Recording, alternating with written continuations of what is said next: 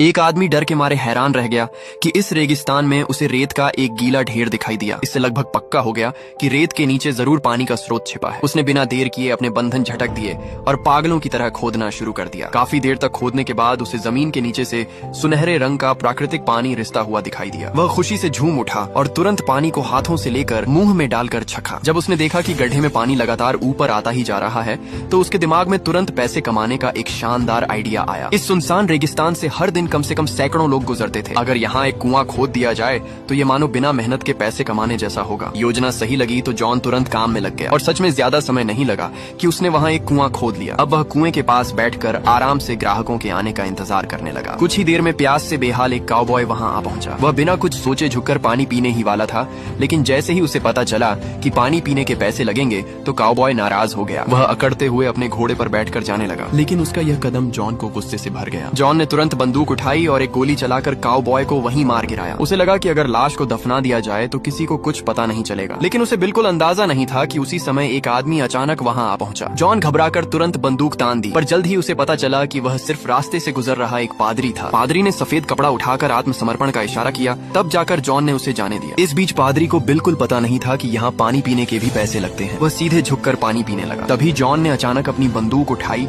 और उसके सिर पर निशाना साधते हुए कहा कि बिना पैसे पानी पीना है तो नहीं चलेगा। जॉन ने कहा कि एक कटोरा पानी के 10 सेंट लगेंगे, वरना जाकर उस गड्ढे में खड़े हो जाओ। पानी के पैसे सुनकर पादरी भी खुश नहीं हुआ। उसने जॉन को समझाने की कोशिश की कि वह यह बुरा काम छोड़ दे, लेकिन जॉन ने उसकी एक न सुनी। जब पादरी ने देखा कि जॉन सच में गोली चलाने वाला है तो मजबूरी में उसने मन मारकर 10 सेंट निकालकर उसे दे दिए। और इस तरह जॉन ने आखिरकार रेगिस्तान में अपनी पहली कमाई कर ली और पादरी को भी लंबे समय बाद मीठा झरने का पानी पीने को मिल गया। लेकिन पानी पीने के बाद पादरी को अचानक एहसास हुआ कि यह तो पैसे कमाने का बढ़िया तरीका है। उसी वक्त उसने सोचा कि वह $10 देकर इस जगह को खुद खरीद ले, और अगर जॉन ने मना किया तो वह शहर जाकर जॉन की अवैध कमाई की शिकायत कर देगा। ये सुनते ही जॉन गुस्से से तिलमिला उठा और पादरी पर लगातार कई गोलियां चला दी। हालांकि उसने जानबूझकर उसे नहीं मारा, बल्कि अंदर ही अंदर उसका शुक्रगुजार हुआ, क्योंकि उसी पल उसे एक जरूरी बात याद आ गई। तुरंत ही जॉन शहर की तरफ भागा और जमीन खरीदने पहुंच गया। लेकिन उसे पता चला कि उस बंजर जमीन का कोई खास इस्तेमाल नहीं था, इसलिए भूमि विभाग ने सिर्फ $2.5 में उसे 2 वर्ग मील जमीन बेच दी। उस वक्त जॉन को बिल्कुल अंदाजा नहीं था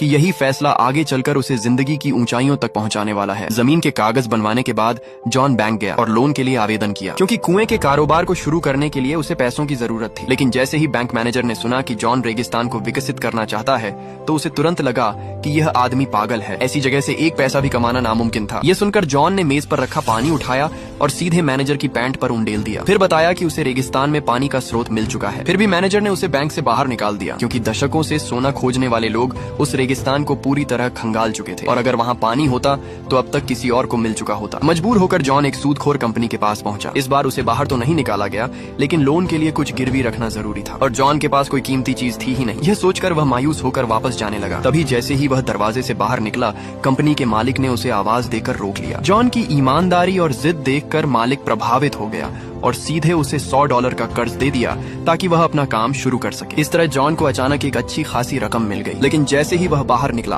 अचानक उसकी आंखें वहीं ठहर गईं, क्योंकि उसने सामने एक सुनहरे बालों और नीली आंखों वाली बेहद खूबसूरत महिला को चलते हुए देखा। महिला ने बस इतना देखा कि सड़क पर खड़ा एक आदमी हाथ में नोटों की गड्डी पकड़े हुए है, और उसके चेहरे पर तुरंत एक मोहक मुस्कान आ गई। और उस समय जॉन को लगा कि शायद उसे सच्चा प्यार मिल गया है। लेकिन हकीकत ये थी कि वह औरत उसके शरीर से आती पसीने की बदबू बिल्कुल सहन नहीं कर पा रही थी। फिर भी हाथ में पकड़ी पैसों की गड्डी पाने के लिए उसने बदबू सहते हुए जॉन को नहला दिया। लेकिन जैसे ही जॉन नहाकर बाहर आया तो पैंट पहनते ही वहाँ से भागने लगा। ये देखकर औरत गुस्से से अगबबूला हो गई और पास रखा पेशाब का बर्तन उठाकर उसकी तरफ फेंक दिया। हालांकि जॉन ऐसा इंसान नहीं था जो मुफ्त का फायदा उठाए। रात होते ही वह एक नया बर्तन खरीद कर वापस आया और उसे अपने रेगिस्तान में बने होटल में मालकिन बनने का न्योता दिया, क्योंकि उसने उस रेगिस्तान में पानी का एक स्रोत खोज लिया था। शुरुआत में औरत को लगा कि अब उसकी जिंदगी बदल जाएगी और वह आखिरकार अच्छे दिन देख पाएगी। लेकिन अगले दिन जब वह वहाँ पहुंची तो पता चला कि वहाँ की हालत बेहद खराब थी। यहाँ तक कि खाने के बर्तन भी जंजीर से मेज से बंधे हुए थे। उसे रोकने के लिए जॉन ने खास तौर पर उसके लिए नरम रुई जैसा बिस्तर तैयार किया। तब जाकर औरत ने मालकिन बनने के प्रस्ताव को मान लिया, और इसी के साथ जॉन की जिंदगी पूरी तरह बदल गई। दिन बीतने के साथ औरत खाना बनाती और कपड़े धोती,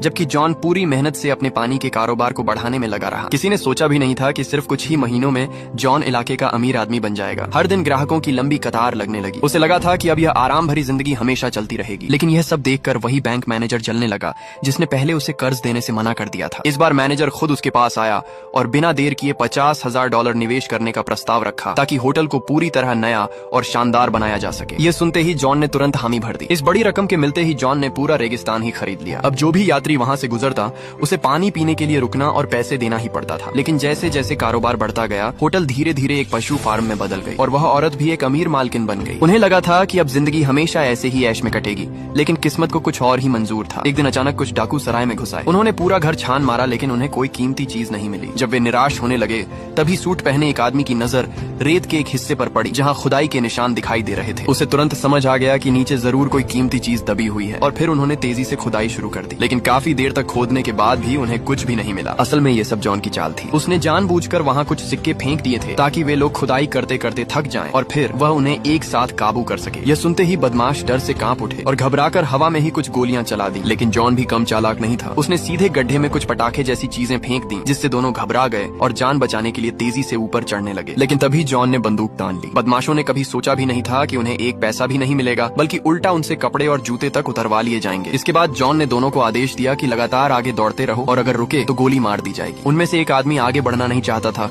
क्योंकि यह पूरा इलाका रेगिस्तान था जहाँ पानी का कोई स्रोत नहीं था। उसे लगा कि भागते भागते वे प्यास से मर जाएंगे, इसलिए उसने हथियार उठाया और जॉन से लड़ने की ठान ली। लेकिन अगले ही पल जॉन ने गोली चलाकर उसे वहीं मार गिराया। अपने साथी की मौत देखकर दूसरा बूढ़ा आदमी डर के मारे जमीन पर घुटनों के बल बैठ गया और जान की भीख मांगने लगा। तभी दूर से एक कार आती दिखाई दी। बूढ़ा आदमी उम्मीद में कार की तरफ भागा, लेकिन कार वाले ने जॉन को बंदूक पकड़े देखा तो रुकने की हिम्मत ही नहीं की। मजबूरी में बूढ़े को जॉन के कहे अनुसार पहाड़ की तरफ भागना पड़ा। लेकिन कुछ ही कदम चलने के बाद वह फिर टूट गया, क्योंकि उसे यकीन था कि वह प्यास से मर जाएगा। आखिरकार वह वापस लौटा और घुटनों के बल बैठकर जॉन से अपनी जान बख्शने की गुहार लगाने लगा। उसने कहा कि वह यहीं रहकर मजदूरी करने को तैयार है। बूढ़े की हालत और उसकी प्यास देखकर जॉन के मन में दया आ गई और उसने उसे काम पर रख लिया। कुछ ही देर बाद होटल की मालकिन नई खरीदी हुई कार में बैठकर वापस आई। बूढ़ा उसे देखकर बहुत प्रभावित हुआ और खुद भी कार में बैठकर देखने की इच्छा जताने लगा। लेकिन गलती से कार का हैंड ब्रेक नहीं लगाया गया था। कार धीरे धीरे ढलान की ओर लुढ़कने लगी। जॉन तुरंत दौड़ा, बूढ़े को एक तरफ धक्का देकर बचाया और खुद अपने शरीर से कार को रोकने की कोशिश की। इसी हादसे में वह हमेशा के लिए चलने फिरने की क्षमता खो बैठा। जॉन की जिंदगी जब पूरी तरह मुश्किलों में घिर गई, तभी उसका एक पुराना साझेदार वहां पहुंचा। उसने धोखे से जॉन के लिए गड्ढा खोदकर उसे उसमें दफना दिया और होटल की मालकिन को भी अगवा कर लिया। जॉन ने कभी सोचा भी नहीं था कि इतनी मेहनत और संघर्ष के बाद